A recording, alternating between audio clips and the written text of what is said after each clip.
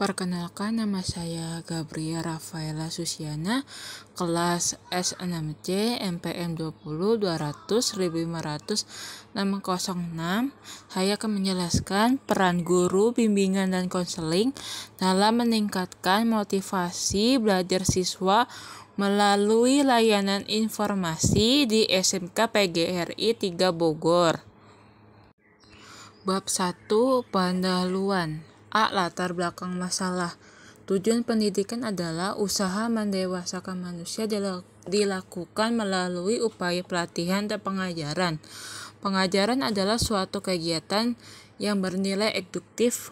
Nilai eduktif mewarnai interaksi yang terjadi antara guru dengan anak didik. Interaksi bernilai eduktif dikarenakan kegiatan belajar mengajar yang dilakukan yang telah dirumuskan secara sistematif dengan memanfaatkan segala sesuatu untuk mencapai tujuan tertentu sebelum pengajaran dilakukan. Kemudian ada juga dalam pendidikan untuk mendewasakan manusia melalui bimbingan dan konseling. B. Fokus masalah.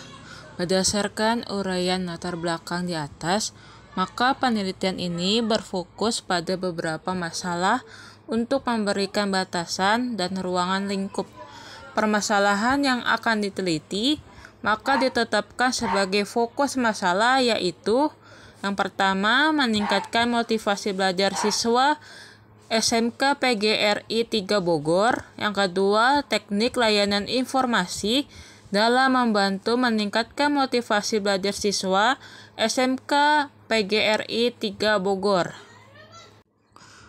C. Tujuan penelitian. Sebagaimana telah dirumuskan dalam rumusan masalah di atas, maka tujuan penelitian yang akan dicapai adalah 1. Tujuan umum.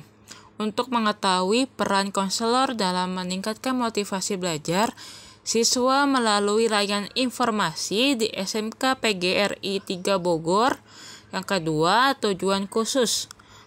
A. Untuk menentukan peningkatan motivasi belajar siswa di SMK PGRI 3 Bogor. B. Untuk mengetahui teknik layanan informasi dalam membantu meningkatkan motivasi belajar siswa di SMK PGRI 3 Bogor. D. Manfaat atau kegunaan penelitian. Setelah dilakukan penelitian ini, maka hasil yang diperoleh diharapkan memberikan manfaat atau kegunaan sebagai berikut. A. Sebagai bahan pertimbangan dan evaluasi dalam membantu guru bimbingan di sekolah. B. Pembelajaran yang dapat diambil jika ada penelitian lain yang ingin mengadakan penelitian di lokasi yang berkaitan dengan masalah yang dibahas agar dapat dikembangkan dan diperluas menjadi lebih baik, berkualitas, dan bermanfaat. Bab 2. Kajian teoretik. Yang pertama, faktor yang mempengaruhi motivasi. Motivasi belajar dalam dunia pendidikan merupakan salah satu hal yang penting. Tanpa motivasi, seseorang tentu tidak akan mendapatkan proses belajar yang baik. Motivasi merupakan langkah awal terjadinya pembelajaran. Pembelajaran dikatakan baik jika tujuan awal, umumnya, dan khusus tercapai. Yang kedua, motivasi belajar siswa. Dewasa ini dalam berbagai kalangan masalah motivasi menjadi hangat dan banyak dibicarakan, terutama di kalangan pendidikan. Hal ini dapat dipahami karena akibat dari tidak adanya motivasi dirasakan dampaknya oleh kalangan luas, khususnya lembaga-lembaga pendidikan. Dalam pelaksanaan pendidikan dan pengajaran, masalah motivasi adalah merupakan hal yang amat penting bagi setiap anak didik dan guru, agar senantiasa anak didik dan guru tersebut memiliki gairah dalam mengikuti pembelajaran. 3. Jenis-jenis motivasi. A. Motivasi internal. Motivasi internal atau intrinsik adalah motif-motif yang menjadi aktif atau berfungsinya tidak perlu dirangsang dari luar, karena dalam diri setiap individu sudah ada dorongan untuk melaksanakan sesuatu. B. Motivasi eksternal.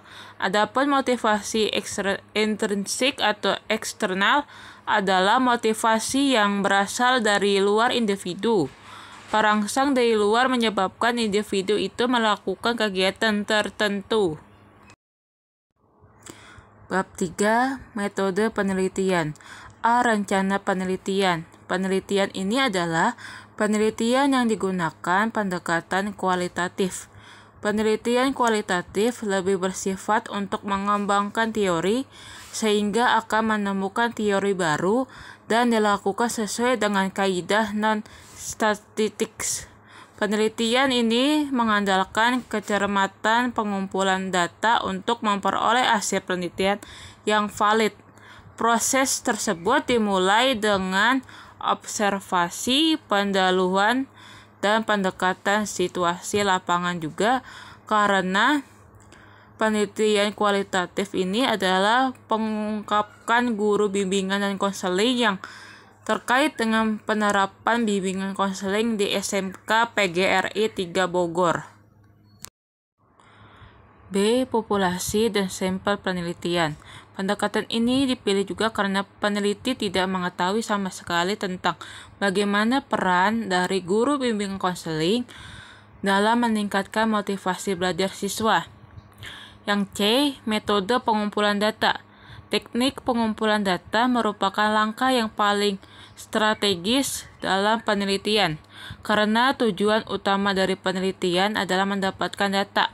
Tanpa mengetahui teknik pengumpulan data, maka peneliti tidak akan mendapatkan data yang memenuhi standar data yang ditetapkan. Teknik pengumpulan data yang akan digunakan dalam penelitian ini yaitu yang pertama, interview atau wawancara, yang kedua, observasi,